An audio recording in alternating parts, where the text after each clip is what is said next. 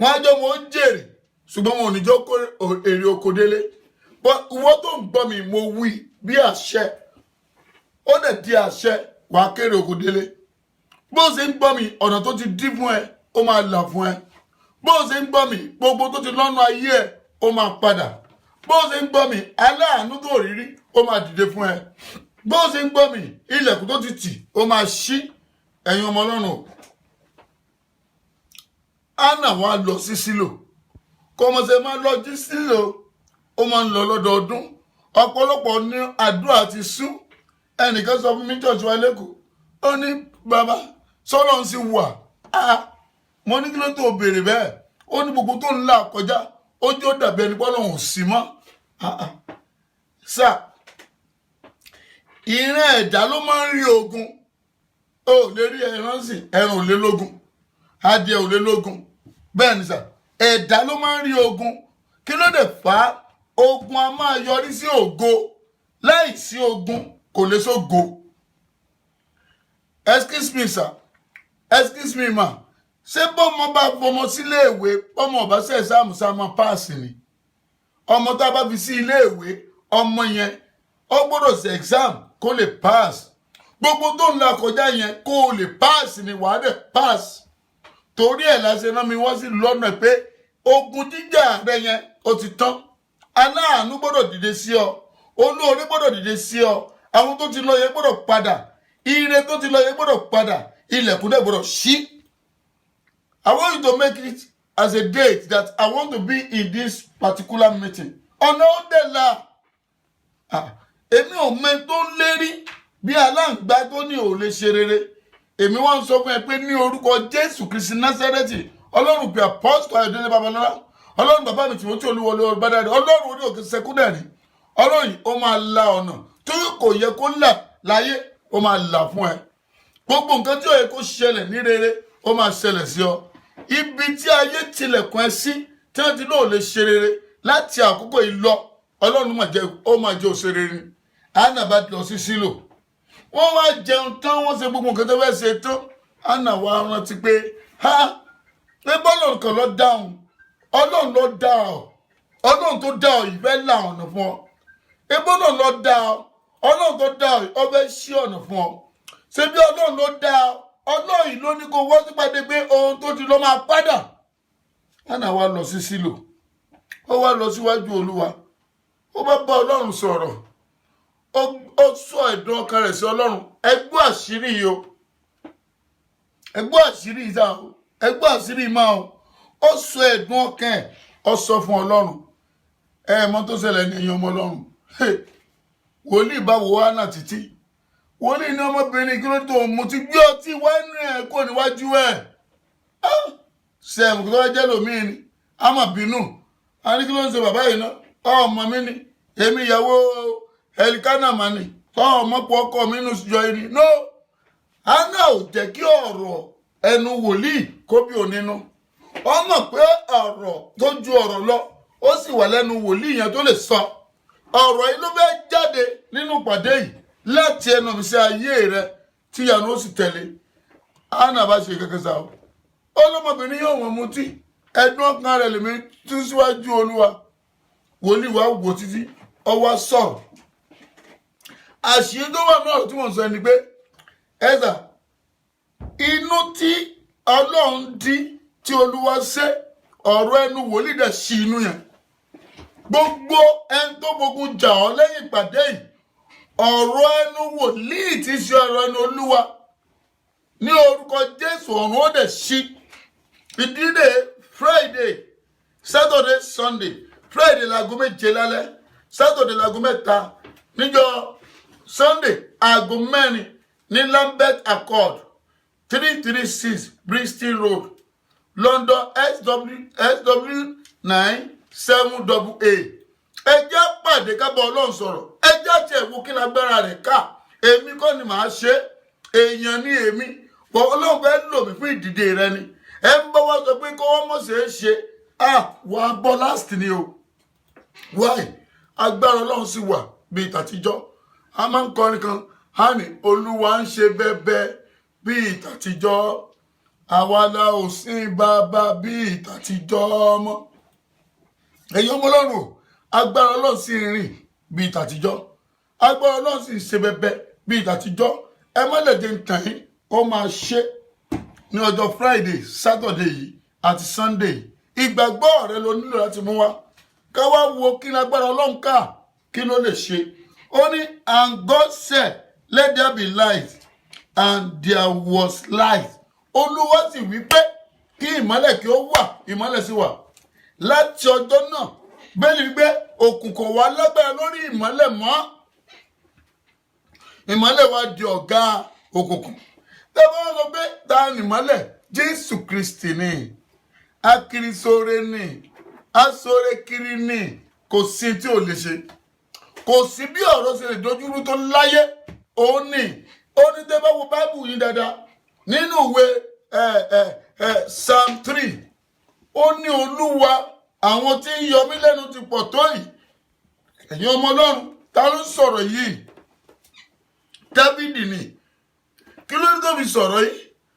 Ọba wọnú ìdààmú ni. Ọba wọnú ìfòòró. Ọba ò ní fọkànbalẹ̀ mọ́. Olórí olórin tó mọ orí kọ tí inú Olúwa dùn sí. Agbára rẹ̀ ò mú ká mọ́. Ó wá sunkún tọ Ọlọ́run lọ. Olúwa àwọn tó ń yọ mí lẹ́nu wọ́n ti pọ̀ tó yìí. Àwọn wo ló ń yọ lẹ́nu tí báwọn tó súnmọ́ náà ni. Àwọn olóyè lẹ́nu tí báwọn tó ń bọ́ náà ní ṣe pé ọmọ rẹ̀ wà ń bẹ́ẹ̀. Ẹ̀yin ọmọ Ọlọ́run ò, ta ló wá ń yọ̀wọ̀ gan lẹ́nu? Excuse me sir, ta ló lókun bí tó gbégbà? Ta ló lókun ọ̀nà tó gbégbà? Ta ló ní kò lè ṣe mọ́? Láti àkókò yìí lọ Ọlọ́run ó jà fún ẹ. Láti àkókò yìí lọ ọ̀nà ó lànà fún ẹ. Láti àkókò yìí lọ gbogbo tó ti lọ yóò padà, ìkólọ yóò padà ní orúkọ Ọlọ́run àwọn ọmọ ogun. Ibi tẹ́tí lójú ó tì ọ́ yẹn, ojú ò ní tí ẹ máa ń. Torí Olúwa sọ pé ó ní kí ìmọ́lẹ̀ kí ó wà, àṣẹ ni. Ìmọ́lẹ̀ dẹ̀ wà lẹ́sẹ̀kẹsẹ̀.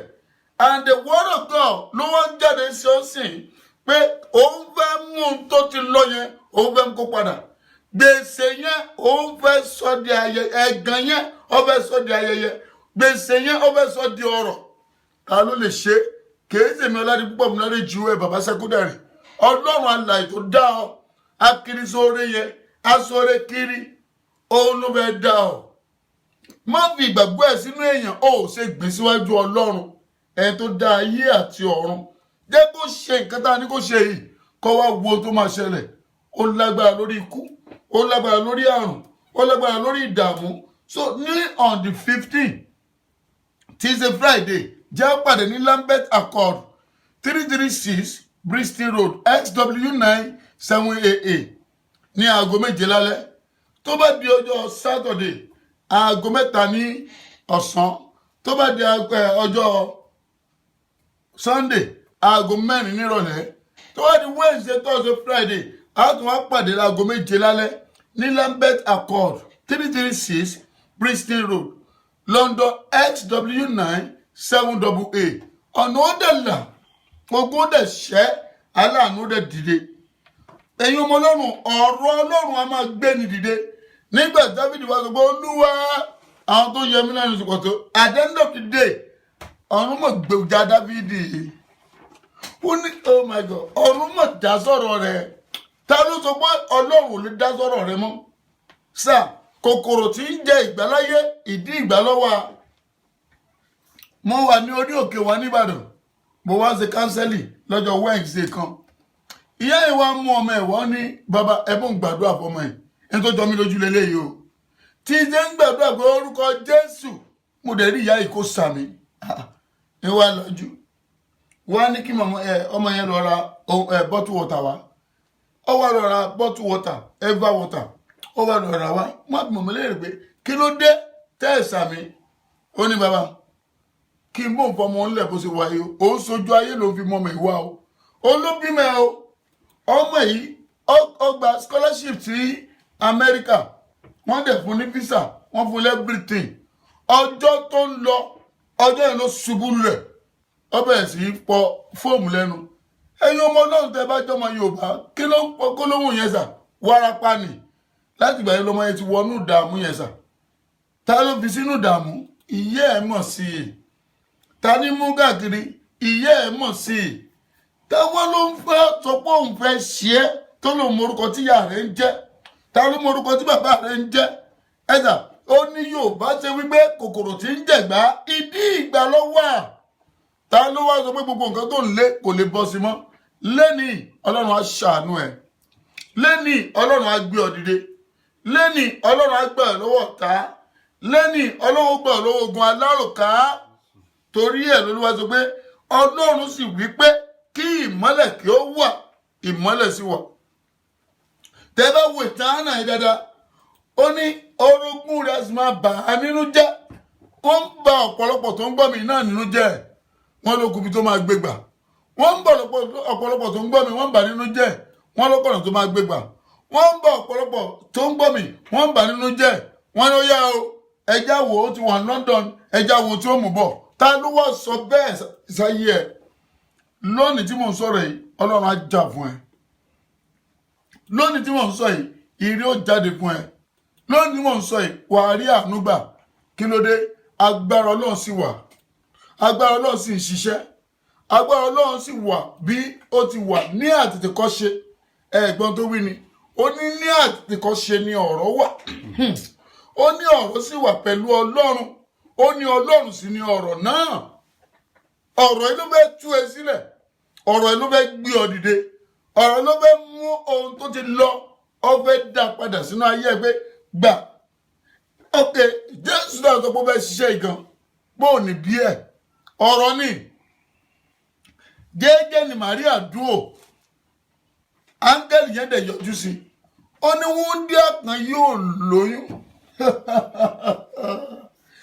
yóò sì bí ọmọkùnrin kan kí ló lọ́mọ gbórúkọ rẹ̀ Emmanuel ọ̀rọ̀ lè jáde àṣẹ dẹ̀ tẹ̀lé ọ̀rọ̀ máa jáde sí ayé ẹ bó ṣe ti ń jáde sí ayé ẹ lọ́wọ́ ayé ẹ gba ìtumọ̀ agbára tó bá wá fẹ́ di lọ́wọ́ agbára tó ní kò ní ṣeé ṣe ọ̀run ayẹyẹ wọn ni nígbà tá ní wúńdíá kan yóò lóyún yóò sì bí ọmọkùnrin kan ẹ̀yin ọmọ Ọlọ́run o wọ́n lóyún Jésù a sì bí Jésù bí ẹ̀dá èèyàn at the end of the day Jésù Kristi ọmọ wáyé ta ló lò ní wáyé wá ṣe rere Ọlọ́run fẹ́ tú wọn ká ta ló ti tán fún ẹ gan Ọlọ́run fẹ́ tú wọn ká ta ló ní gbogbo nǹkan tó lé láyé ò lè bá mọ́ Ọlọ́run fẹ́ tú wọn ká toró lágbára láti bá òkùnkùn jẹnu ayé ẹ̀dá èèyàn ẹ̀yin ọmọ Ọlọ́run kò sí ogun tó wà láyé tí Ọlọ́run ò mọ̀ sí Ọlọ́run àkàndá máa fọ́ lẹ́rán bẹ́ẹ̀ ni wípé nínú ìwé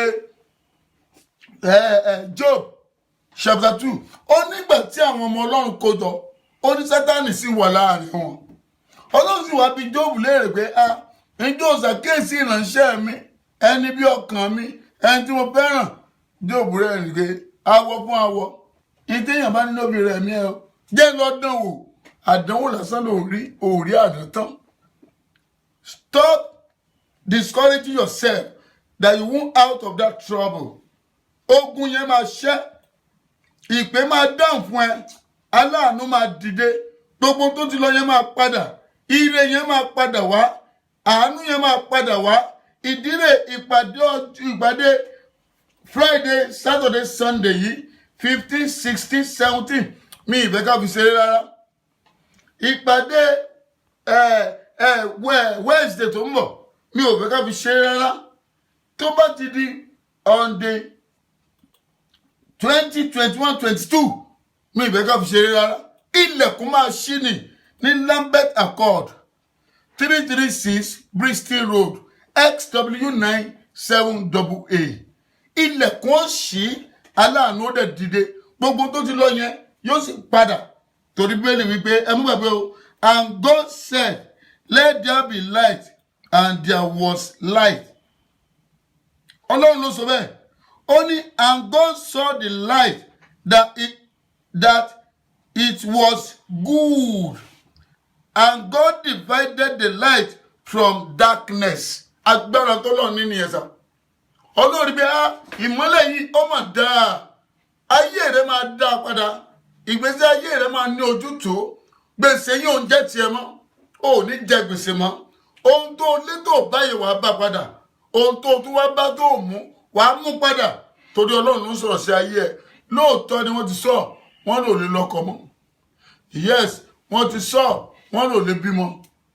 Yes, wọ́n ti sọ wọ́n ní kò sí tó lè ṣe láyé o lè jẹun ọmọ bó bá bímọ. But Ọlọ́run ní kí n sọ fún ẹ pé ọmọ yẹn ò ní dọ̀ láàmú mọ́. Ọlọ́run ní kí n sọ fún ẹ pé ire yẹn ó máa dé bá ayé ẹ padà. Ọlọ́run ní kí n sọ fún ẹ pé gbogbo nǹkan tó ti lọ pátápátá ó máa padà nú ayé ẹ. Òun ló ṣe rán mi wá bá ọ. Òun ló ṣe ní kí wọ́n gbàdúrà fún ẹ pé gbogbo nǹkan tó ti lọ yẹn ó máa padà. Bẹ́ẹ̀ni Olúwa sì rí ìmọ́lẹ̀ náà pé ó dára. Ọlọ́run wá wò pé òkè ntí màá ṣe rèé ọwọ́ apá àlà sáàárín ìmọ́lẹ̀ àti òkùnkùn. Ọlọ́run tó pè ní ìpè apọ́sítọ̀ Adélé Babalọ́lá, Ọlọ́run bàbá mi Timothy Olúwọlé Ọbádáre, Ọlọ́run ní òkè sẹ́kúrẹ́ẹ̀dì apá àlà sáàárín ìwà àtògùn látòní lọ. Gbogbo ogun tó lóòní ríbi gbà tó ní kó máa ṣàṣedànù yẹn Ọlọ́run máa pààlà sáàárín ìwà àti ẹ̀. Gbogbo ogun tó ní ọ̀rọ̀ rẹ̀ ò lè lójútùú láyé tó ní wọ́n máa yẹ̀yẹ́ rẹ̀ ni wọ́n ń yẹ̀yẹ́ ọ̀pọ̀lọpọ̀ nísà. Bóun ṣe yẹ̀yẹ́ ó ń ṣiṣẹ́ bí erin ó ń jẹ̀jẹ̀ ìlérí. Àwọn tí ò ṣiṣẹ́ tó mo béèrè lọ́wọ́ àwọn kan ní wọ́n invite mi ṣọ́ọ̀ṣì kan mo wá wò wọ́n títí wọ́n á béèrè lọ́wọ́ pé ṣé ẹ̀yin èèyàn yóò ṣiṣẹ́ ni. Wọ́n ní bàbá àwọn ń ṣiṣẹ́ rògo sẹ́yìn wá kọ́ wọ́n ní òyà wọn náà èèyàn ló fà á. Bíbélì ló sọ ó nígbà tí ènìyàn sùn ọ̀tá rẹ̀ wá ó sì fẹ́ èpò sínú àlìkámà ó sì bá tiẹ̀ lọ. Gbogbo ẹni tó fẹ́ èpò sínú àlìkámà rẹ̀ lórúkọ Jésù Kristi Ọlọ́run ó dá wọn lẹ́bi. Gbogbo ẹni tó ní ọ̀rọ̀ rẹ̀ ò ní lójútùú Ọlọ́run ó dá wọn lẹ́bi. Ẹ̀yin ọmọ Ọlọ́run wọn ó bá tiẹ̀ lọ ibi olóòlọ kò sẹ́ tó mọ ibi tó lọ sa. Ó ti ṣẹ́ tiẹ̀ ó ti parí iṣẹ́ tiẹ̀ lójú ààrẹ. Àwọn tó yẹ̀yẹ́ ẹ ti rò pé kò síre fún ẹ mọ́ ṣùgbọ́n lónìí ni mo sọ pé ire ó jáde fún ẹ ọkàn rí ó dẹ̀ balẹ̀. Gbogbo nǹkan tó ti lọ pátá Ọlọ́run máa dá padà torí agbára Ọlọ́run sì wà. Ó sì lè ṣe nǹkan tí wọ́n ní kò ṣeé ṣe yẹn sà. Mo wá wí fún ọ ní èní pé gbogbo tí wọ́n ní kò ní ṣeé ṣe nú ayé ẹ lórúkọ Jésù ó máa ṣeé ṣe. Ẹ wá wo verse 5 of Genesis chapter 1. Only and God called the light day and the darkness only and God called the light day and the darkness he called the night. Ìgbà wo lọ̀tá máa ń ṣiṣẹ́ bí wọn? Òru ni. Bẹ́ẹ̀ni, òru ni. Òru lọ̀tá máa ń ṣe ìka wọn. Wọ́n á dẹ̀ mú rere tí Ọlọ́run ti gbìn sínú ayé ẹ̀dá. Wọ́n á dẹ̀ bàjẹ́ lóru. Gbogbo ẹni tó fẹ́ ba ire ayé ẹ̀ jẹ́ lórúkọ Jésù Kristi Násárẹ́tì. Ọ̀run ó pín wọn níyà o. Aláàánú ó dẹ̀ dìde sí wọ. Olóore ó dìde sí ẹ. Gbogbo tó ti lọ máa padà. Ilẹ̀kùn àánú rẹ̀ máa ṣí. Gbogbo nǹkan tí ayé náà ṣe ṣe yẹ ó dẹ̀ máa ṣe ṣe. Bẹ́ẹ̀ ni ó rí Ọlọ́run aláàánú ló ní kí n sọ bẹ́ẹ̀ fún ẹ. Ọlọ́run olóore ló ní kí n sọ bẹ́ẹ̀ fún ẹ. Ó ní Ọlọ́run sì pé oh my God ìmọ́lẹ̀ ní kíni o. Ó ní and God called the light day. Ó pè ní ojú ọjọ́. And the darkness the night. Gbogbo tá a gbìn sínú ayé ẹ lóru lórúkọ Jésù ọ̀run máa wú jáde o. Gbogbo tá a ní òṣèṣe nú ayé ẹ ọ̀run máa wú jáde torí Ọlọ́run máa ṣàánú ẹ. Ọlọ́run máa ṣàánú ayé ẹ. Ọlọ́run máa gbé ire ayé ẹ jáde. Gbogbo tó ti lọ Ọlọ́run máa dá ìkólọ yín padà. Mo wí ní ó dẹ̀ di àṣẹ ìpè máa gbé ọ jáde. Láti òní lọ òtún sunkún mọ́. Láti òní lọ òtún rí wàhálà mọ́. Láti òní lọ òtún rí dààmú mọ́. Láti òní lọ òtún rí gbòòrò mọ́. Láti òní lọ gbogbo ẹkún ẹ ọ máa di ẹ nínì.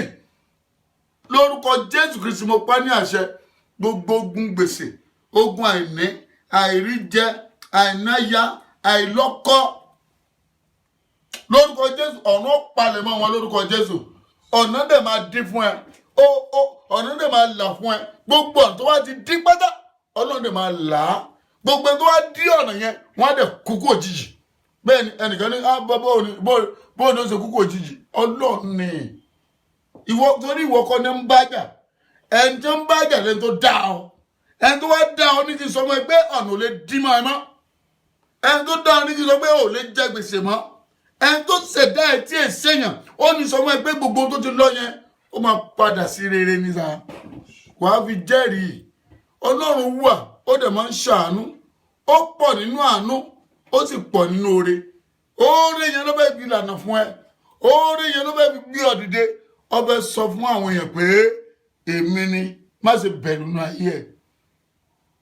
Ọlọ́run a máa jẹ́ èmi ni, má ṣe bẹ̀rù. Ọlọ́run a máa mú nǹkan tó ti lọ Ádámù kó padà. And God called the light day, and the darkness he called it night, and the evening and the morning were the first day. Ó bá di ọjọ́ kan nínú iṣẹ́ tí Ọlọ́run dá, mo wá sọ fún ẹ pé látòní lọ gbogbo nǹkan tí Ọlọ́run fẹ́ ṣe nínú ayé ẹ̀ ó máa parí ẹ̀. Ìyàwó ẹ̀ tí ò bímọ yẹn ó máa bímọ. Oore tí wọ́n ní ò ṣe ṣe yẹn ó máa ṣe ṣe. Ilẹ̀kùn tí wọ́n ní ò lè ṣí yẹn ó máa ṣí bí Olúwa ti ń bẹ tí ẹ̀mí ò yí padà. Ẹ̀yin ọmọ Ọlọ́run o, ìdí rèé ní ìfẹ́ kó ronú mọ́. Ìrònú ò sọ di anything. Ẹ̀yin ọmọ Ọlọ́run o, mi ò fẹ́ kó ronú mọ́. Ẹkún yẹn kò gbé ọ dé anywhere. Mi ò fẹ́ kó ronú mọ́. Gbogbo nǹkan tó ń dààmú ẹ yẹn kò gbé ọ lọ anywhere. Ṣùgbọ́n nígbà tó bá gba Jésù ní Olúwa tó gbẹlẹ́, tó o bá súnmọ́, ó ní kan tó pé ó ní súnmọ́ Ọlọ́run o, ọ̀rẹ́ kó lè súnmọ́, ó fẹ́ràn rẹ o, ẹ̀ṣẹ̀ ló mú yẹpẹ wá, dágbére bẹ́sẹ̀ kó lè mọ̀ bó ṣe bẹ́ ọ, bọ́lọ́run làjà kó lè rójú rere rẹ. Nígbà tó bá bá Ọlọ́run làjà, Ọlọ́run á ṣàánú ẹ.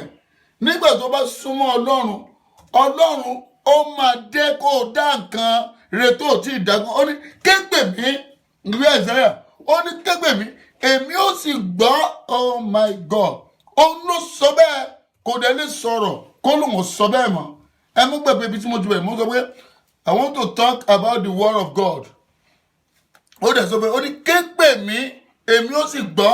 Ọlọ́run yẹn ló ní kó kégbè òun, òun ló fẹ́ ṣoore fún ẹ, òun ló fẹ́ ṣàánú fún ẹ, òun ló fẹ́ mú ohun tó ti lọ, ó fẹ́ mú pé kó padà. Gbogbo ọ̀nà tí wọ́n ti dí, ó fẹ́ la ọ̀nà yẹn fún ẹ. Ó fẹ́ mú kí aláàánú kó ríran rí ọ, ó fẹ́ mú kí olóore kó dá ọ mọ̀. Láti òní lọ, gbogbo aláàánú tó láwọn ò ríran rí ọ, lórúkọ Jésù wọn á ríran rí ẹ. Gbogbo olóore tí láwọn ti lọ, lórúkọ Jésù wọn á padà lẹ́sẹ̀kẹsẹ̀. Gbogbo àwọn tó láwọn ò lè ṣe ọ́ láàánú, wọn á ṣe é láàánú. Ọlọ́run ló máa ń gbéyàn dìde, èèyàn kọ́sà. Ọlọ́run ló máa ń la ọ̀nà fún yàn. Àwọn kan wá bá mi, wọ́n kọ orúkọ. Wọ́n ní ẹ̀gbọ́n àwọn wà ní London, ẹ̀gbọ́n àwọn wà l'Amẹ́ríkà, kí máa gbàdúrà kọ́ ràn wọ́n lọ́wọ́, mo wá rẹ́rìn-ín. Wọ́n ní ta ló sọ fún wọn pé o ò lè ràn ẹgbẹ́ ẹ̀yẹn gan lọ́wọ́? Ta ló sọ fún yín pé ó tọrọ jẹ láyé ni? Ọ̀pọ̀lọpọ̀ wa ló jẹ́ pé àdáńtí ń pè ní agbára Ọlọ́run mọ̀. Lọ́nà wo sà, àárí bí ipa Ọlọ́run ṣe tó. Ọ̀pọ̀lọpọ̀ lórí àpèsì tí ń tọrọ jẹ lẹ́nìí. Ọ̀pọ̀lọpọ̀ ní ẹ̀dá àpèsì tó sọ rẹ̀ di ẹrú. Ọmọ bá lọ̀pọ̀lọpọ̀ tó sọ̀rọ̀ ọmọ rẹ̀ tó sọ rẹ̀ di ọmọ ẹrú. Ọlọ́run ní ìfẹ́ gbé ọ dìde nì. Wọ́n sọ fún pé ẹ kóra yín wá sórí òkè, ẹ gbàdúrà bí ìdílé. Olúwa gbé wa náà dìde. Olúwa lànà fún wa. Olóhùn èdè ó ní ọwọ́ Olúwo kúrú láti gbà ní, etí rẹ̀ ò sì dí láti gbọ́. Ọlọ́run dẹ̀ ṣàánú wọn sà. Wọ́n kò lẹ́ ti ń tọrọ jẹ. Ìwọ náà bó ṣe ń gbọ́ mi, èsẹ̀ ti ń tọrọ jẹ. Ó ní tọrọ jẹ mọ́. Ó ní wojú ẹnikẹ́ni kó o tó ṣe nǹkan rẹ láyé. Orí àpèsì ni wà á dẹ̀ di orí àpèsì, ilẹ̀kùn ó dẹ̀ ṣí. Bó bá dorí àpèsì tán, ta ló fẹ́ mú kó nídìí rẹ̀? Kò sẹ́ni tó lè mú wọn kó mọ́ nítorí tó ti di ọmọ ọba. Láti àkókò ìlọ, ohun tí Ọlọ́run fẹ́ ṣe nínú ayé yẹn ó máa jáde o. Ìmọ́lẹ̀ máa wọnú ayé ẹ, òkùnkùn máa paradà, aláàánú dẹ̀ máa dìde fún ọ. Gbogbo nǹkan tó rò bó ti lọ, Ọlọ́run dẹ̀ máa dá padà. Ire tí ayé wa gbọ́wọ́lé yẹn ọmọ ẹ̀gàn yẹn, ó máa di ògo. Ire yẹn máa jáde ni. Máìlì Sangadaya Mapolionsa. Ọlọ́run gbà pọ́ọ̀tù Ayọ̀délé Babalọ́lá. Ọlọ́run bàbá mi tìwọ́n tí olúwo lọ bá dáre. Ọlọ́run ní òkè sẹ́kúndẹ̀rì, ó máa dá Ọlọ́run ni. Gbogbo ẹni tó bá ní òní ṣe wà bọ́ wọn láti nìsà. Ọlọ́run lágbára láti ṣe fún ẹ kó o bọ́ ọ̀tá ẹ. Ọlọ́run ní agbára láti gbé ẹ lékè àwọn ọ̀tá rẹ. Ọlọ́run ní agbára láti fi àyè gbọ́ ju ọjọ́ orí ẹ lọ. ohun tó fẹ́ ṣe fún ẹ lélẹ́yìí ọ̀nà ó dẹ̀ là orí ó dẹ̀ jáde ilẹ̀kùn ó dẹ̀ ṣí ó ní Olúwa sì wí pé kí ìmọ́lẹ̀ ó wà àṣẹ dẹ̀ gùn ọ̀rọ̀ jáde látẹnu Ọlọ́run ó dẹ̀ di àṣẹ bàbá rí wòlíì Olúwa bó bá sọ̀rọ̀ ó máa rí bẹ́ẹ̀ sọ fáwọn èèyàn kí náà fi mọ wòlíì Olúwa máa ń sọ nǹkan tó ti lọ á sọ nǹkan tó ṣẹlẹ̀ á dẹ̀ sọ nǹkan tí ń bọ̀ ó sì gbọdọ̀ rí bẹ́ẹ̀ lÓlúwa sọ pé ká kóra wa jọ ní Wednesday láago 7 lálẹ́ ní Friday aago 7 lálẹ́ ní on the 15 tó bá di Saturday on the 16 ní aago 3 lọ́sàn-án tó bá di ọjọ́ Sunday ní on the 17 ká kóra wa jọ ní aago 4 ní Busa Lambeth Accord 336 Bristol Road London SW9 7AA ìrànlọ́wọ́ aláìléyàn yóò sì dìde ibi tí ayé ti ní òṣè ṣe yẹn á dẹ̀ ṣe padà ohun tí ayé dípa yẹn ó dẹ̀ máa gba ìtura ẹ̀yin ọmọ Ọlọ́run ò jẹ́ wọn bí ẹlẹ́rẹ̀ kínú wọn ń là kọjá gan tó dàbí ẹni pàgbára Ọlọ́run ká ogun wo gangan ló wá dàbí ẹni pé kò ṣeé ṣe mọ́ ìrànlọ́wọ́ wo náà ni kò lè jáde ẹ jẹ́ pàdé ká gbàdúrà ìrìn àmọ́ pọ́n ẹ̀rín ká wá wo ohun tí agbára Ọlọ́run ká mo sọ sí ayé ẹ lẹ́nìí gbogbo tí ẹni ò ṣe ṣe nú ayé ẹ kó bẹ̀rẹ̀ sí ṣe ṣe mo sọ sí ayé ẹ gbogbo ọ̀nà tí ayé ti dín ọyọ́kọ́nà yẹn là mo wí ní maili sanga daya mapuli masandaya níbi tí ayé dì ọmọ yẹn sà ìkórìtà tí ayé dì ọmọ ọyọ ọ̀run tú ẹ lẹ̀ gbogbo ẹnikẹ́ni dábínú obìnrin tó di ayé ẹ lórúkọ Jésù Kristi Násárẹ́tì kan wá tọrọ jẹ lọ́wọ́ ẹ ibi tí wọ́n ti ní òṣè ṣe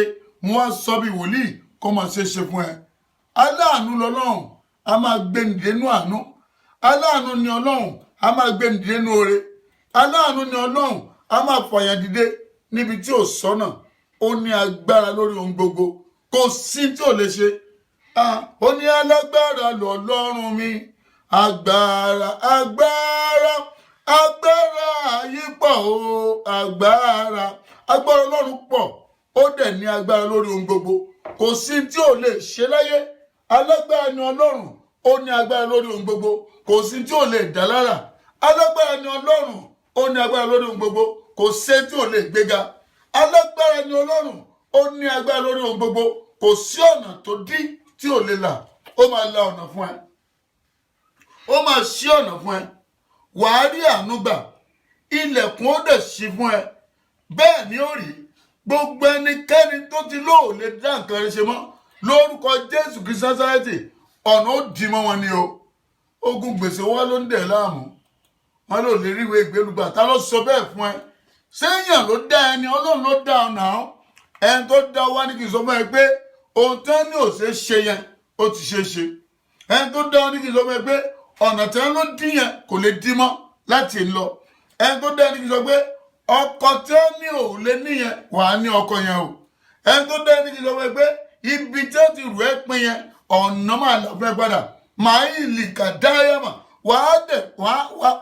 wàá di ẹni ọba wàá di ẹni tí ń bọ́ọ̀yàn lóòótọ́ ó dàbí ẹni pé nǹkan lé lẹ́nu bẹ́ẹ̀ ni ṣùgbọ́n ìjọ rántí ẹnìkan nínú bẹ́ẹ̀lì wọ́n ń pè ní Obedi-Odomu ẹni ìyà ni lójú àwọn èèyàn ẹni ẹ̀sìn ni lójú àwọn èèyàn wọ́n bìlì pé kò lè dá nǹkan rẹ̀ ṣe mọ́ wọ́n bìlì pé ayé rẹ̀ ti bàjẹ́ ṣùgbọ́n nígbà tí Ọlọ́run dé sí agbára tó ní kí ìmọ́lẹ̀ kó wà tí ìmọ́lẹ̀ sì wà tó wọnú ayé Obedi-Odomu nǹkan mọ̀ chéèjì ẹ̀gán mọ̀ dògò aláàánú dẹ̀ dìde sí Obedi-Odomu wá dorí àpèsìn wàá di ẹ̀dá àpèsìn o ò ní ṣiṣẹ́ lásán mọ́ o ò ní jẹ gbèsè mọ́ ikú òjijì yàgò fún ẹ inú ọdún ìwà kéré oko dé ilé àṣẹ ni òfin sọ̀rọ̀ ó dẹ̀ gbọdọ̀ rí bẹ́ẹ̀ ilẹ̀kùn ṣí fún ẹ látòní lọ ayé Obedi-Odomu wá dáa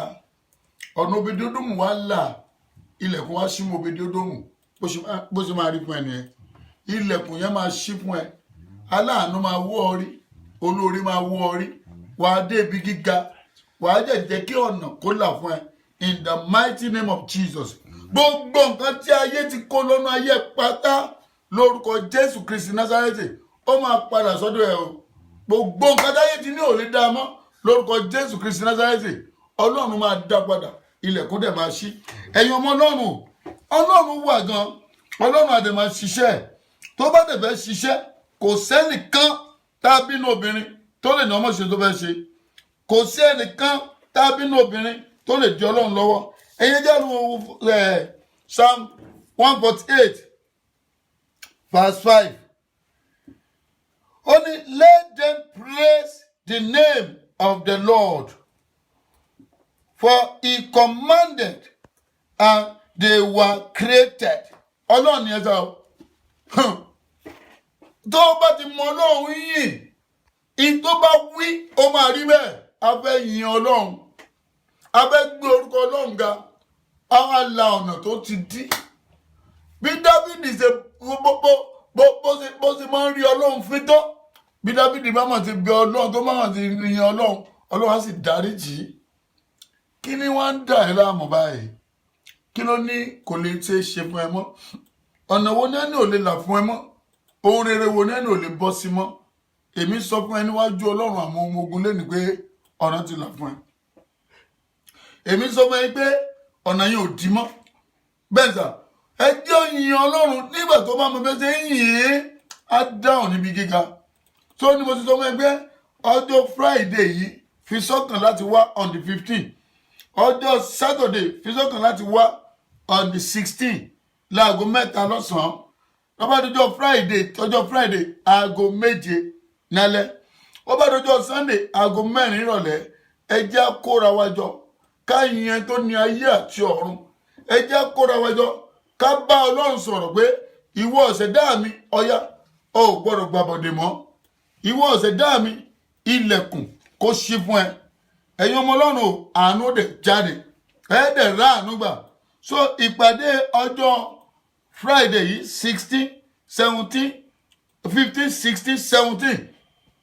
Mo fẹ́ ká pàdé ní Lambeth Accord 336 Brixton Road, London SW9 7AA. Tó bá dẹ̀ fẹ́ bá mi sọ̀rọ̀ 07 39 85 04 463.